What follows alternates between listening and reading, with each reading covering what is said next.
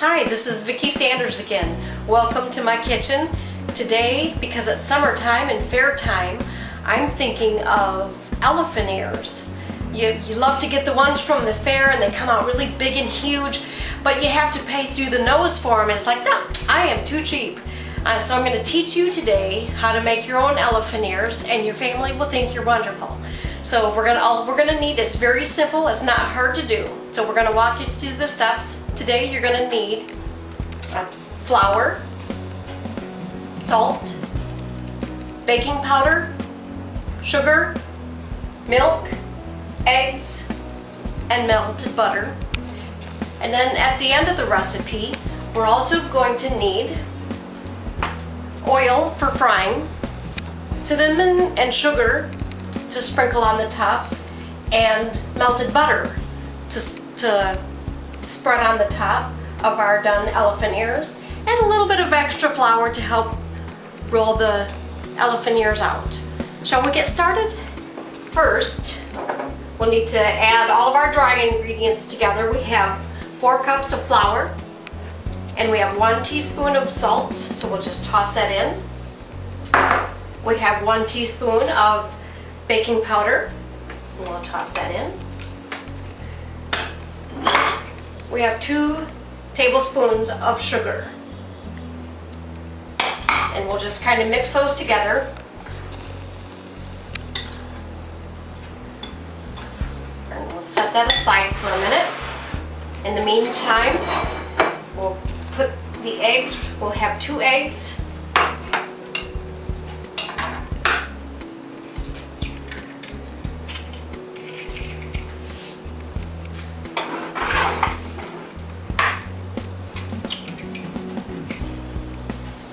And we're going to beat the eggs right in this bowl.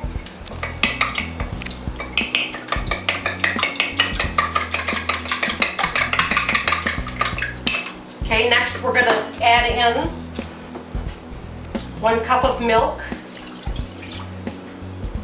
and mix that together. And then I'm going to I'll gradually add in the flour. And at the very last step, then I mix in by hand the melted butter. So we'll just do a little at a time, kind of mix that in. This will make you strong.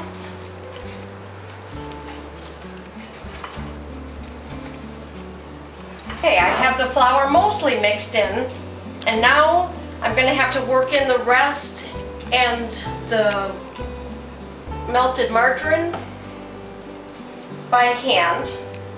Gets a little gooey. That's why I usually take off my rings.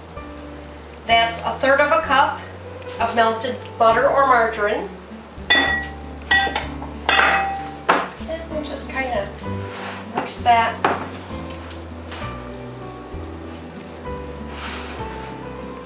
There, now I'm going to take it out and put it onto a lightly floured surface and knead it a little bit until it's smooth and elastic.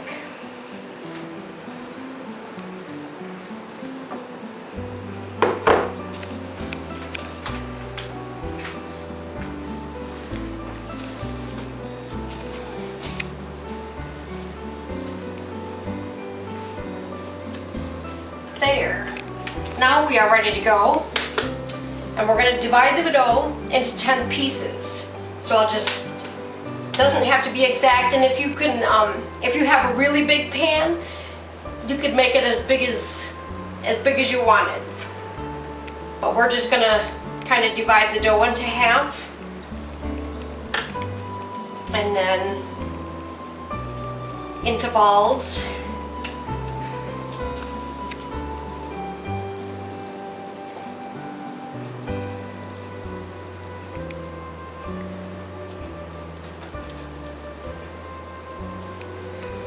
So we're trying to come with about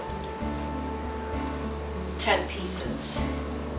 Or should I make one that's really, really, really big?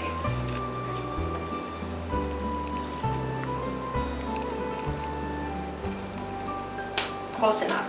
So we're going to roll it into a ball and set them aside. until we're ready to work with them.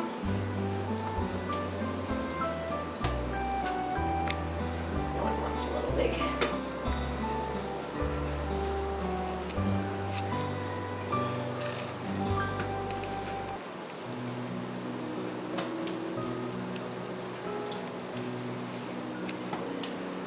Okay.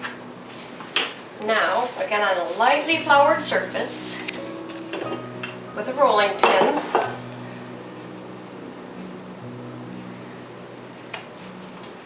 we're going to go ahead and roll.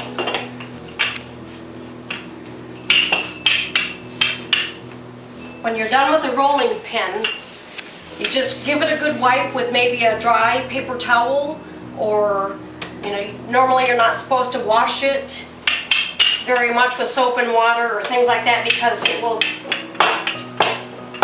make the surface of your rolling pin not work so well. Okay, and we're going to take this, and on 3 we're going to walk over to my hot pan of 400 degrees of 1 inch oil, and I'm using canola oil because canola, they say, is better, healthier for you if you're going to be frying anything. So here we go.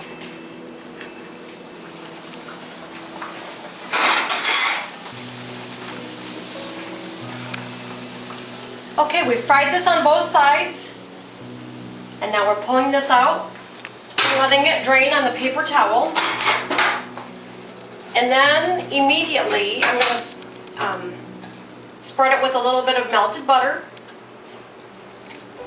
This makes it so good. And then we're going to sprinkle it with cinnamon and sugar.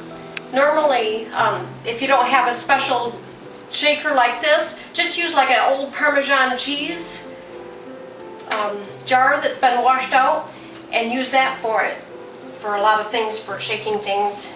If you don't have a special one, save yourself some money. I'm all for saving money.